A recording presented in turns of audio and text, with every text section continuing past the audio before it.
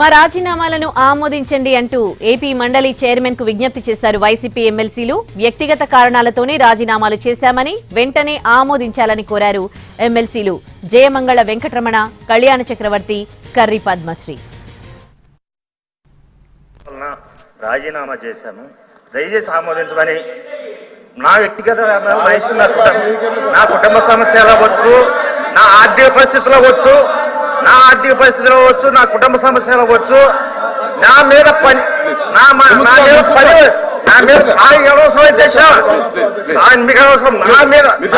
నా వ్యక్తిగత అభ్యంతరం అంటే నా కుటుంబ సమస్యలు కావచ్చు, లేకపోతే నేను పని చేయలేక నాకు మానసికమైన ఒత్తిడి కావచ్చు, దాని మూలంగా నేను రాజీనామా ఆమోదిస్తున్నాను అని తమరు మంచి మనసుతో మీరు చెప్తారని నేను వేడుకుంటున్నాను.